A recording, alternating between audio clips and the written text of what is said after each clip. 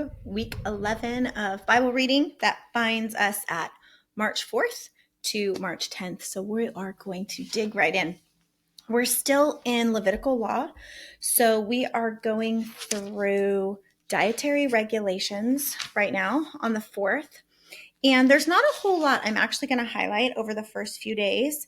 Then it goes into general warfare laws, and there are some things in here that I want to point out.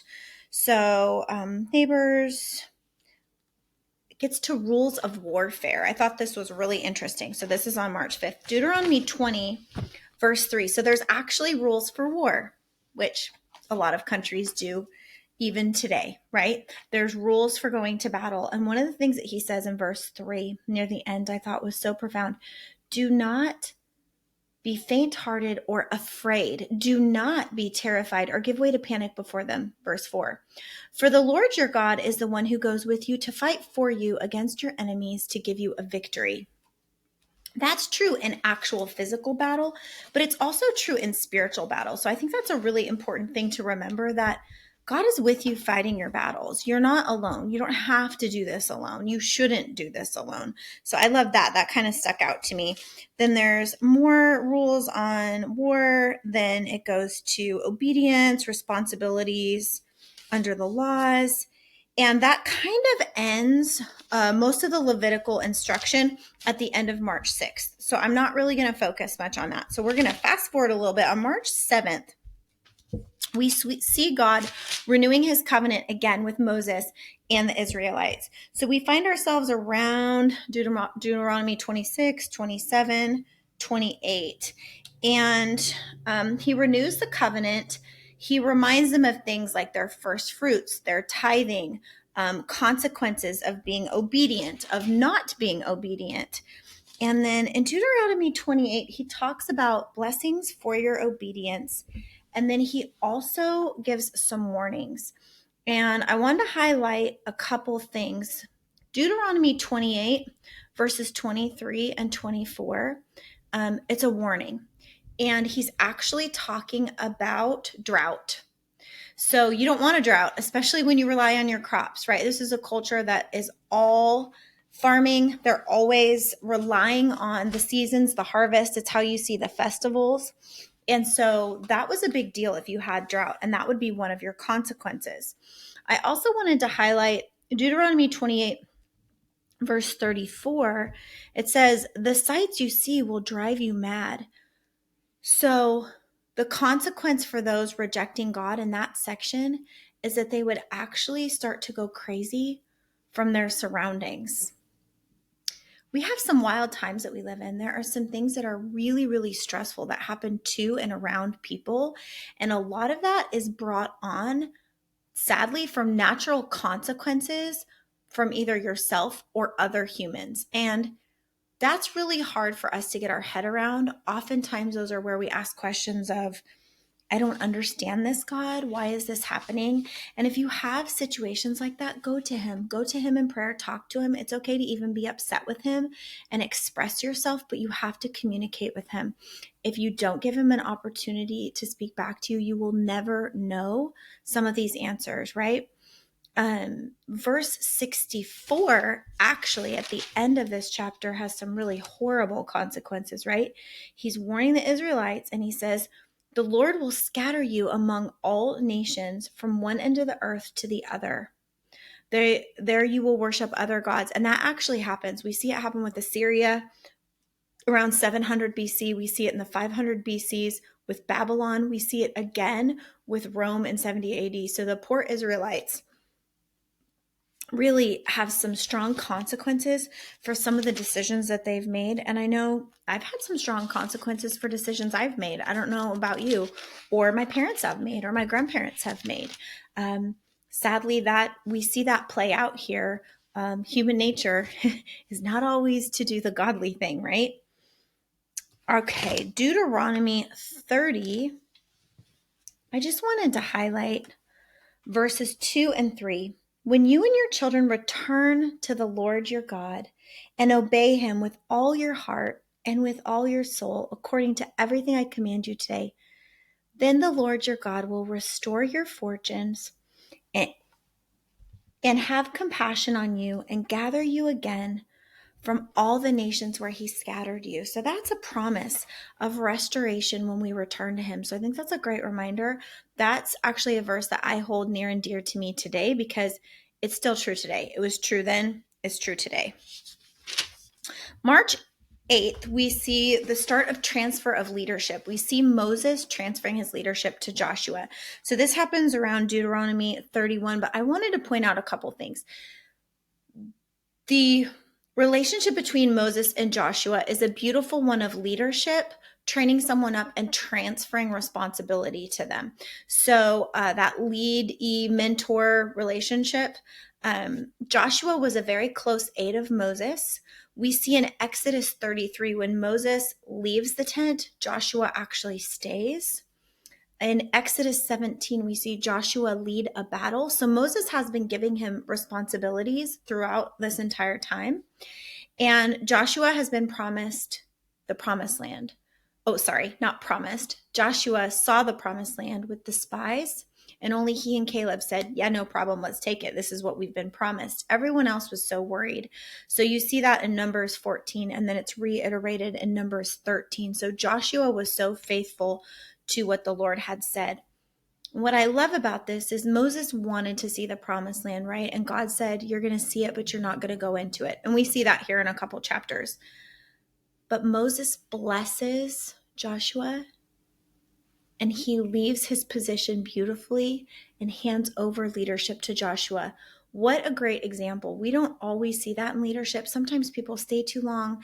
They don't want to share that responsibility. They don't want to teach someone up. You'll see an organization fall apart because of it.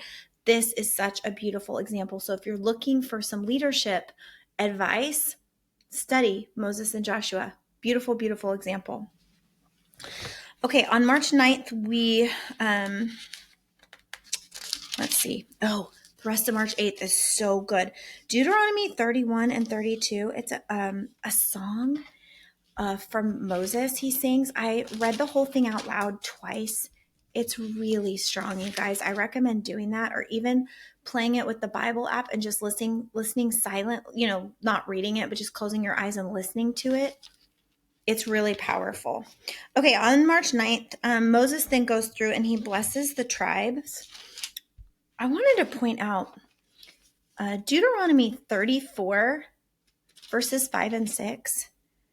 It's actually God who buries Moses. That's what scripture says. Think about that. I circled that many years ago. Like, what? That's God burying him, right? So he looks out, he sees the promised land, but he's not going to go there. And so March 10th, which is the last day this week, we see leadership transfer over to Joshua. And now we start in the book of Joshua, and the Israelites are going to go into the promised land. And you know what was so great about this is that my pastor talked about this today. How ironic, right? I was like, this is beautiful. So I'm going to go through some of the highlights that he actually shared because he did such a good job at it. So just to reiterate some things, because we're going into a new chapter. Egypt represents a place of bondage and slavery, which also can represent sin. Okay. The wilderness is a place of testing and is a place of preparation. We see that the Israelites take 40 years to do an 11-day trip. I hope I don't take 40 years to do something that God wants to teach me in 11 days, right? There's so many things we can apply for ourselves here. The promised land is where we get to when we have maturity and there's abundance there. And so that's what we're seeing in Joshua 1. We start to see them come into the land of maturity and abundance. When the Israelites flee Egypt when they're slaves, and we've already covered some of this, we see them go into the Red Sea. The Red Sea divides, they go in, they come out. We actually see the same thing happen here over the Jordan. It splits, they go through it, and they come into the promised land. I think we'll talk actually more about that next week, but it's very exciting. I'm getting ahead of myself. the Jordan is also the place where Jesus is baptized many, many years later. So all these things are connected, right? The promised land is actually a gift from God. It's not a reward. It's not something we can earn. The Israelites didn't earn it. You see, they kind of go in circles. They make a lot of poor choices. They make some really good choices, but then they make some poor choices. It's a gift to God. I mean, it's a gift to us from God. It's not something we can earn. I think that's really important to understand. And in Genesis 12 with Abram, God gives those promises. There aren't rules attached to it. There aren't regulations attached to it, right? He promises these things to Abraham or Abram. Our life is about trusting God and what he will do in our lives. Okay, we then see, let me see, because I think it's in Joshua 3, because we jumped around a little bit. Hold on, let me double check. I have all my books. Is this where I wanted to see it? 5. Okay, so I thought this was crazy. So in Joshua 5, that is the day they stop receiving manna. It literally stops. The day they enter the promised land, no more manna. So God's been providing food for them every single day, except for Sabbath, right? They get 2 servings worth on Friday. So they have Friday and Saturday. How powerful is that, right? And it does say, the Jordan is recorded in here. I love it, how it stops flowing and then it flows again. There was one section, though, that I thought was so crazy. Where is it? It's where the commander of the army is, and you're like, what? It's at the very end. So Joshua 5:13-15. So we see, let me go to it here. When Joshua was near Jericho, he looked up and saw a man standing in front of him with a drawn sword in his hand. Joshua went up to him and asked, "Are you for us or our enemies?" "Neither," he replied, "but as commander of the army of the Lord, I have now come." Joshua falls straight down. Okay, just imagine being in his presence. Just imagine that, right?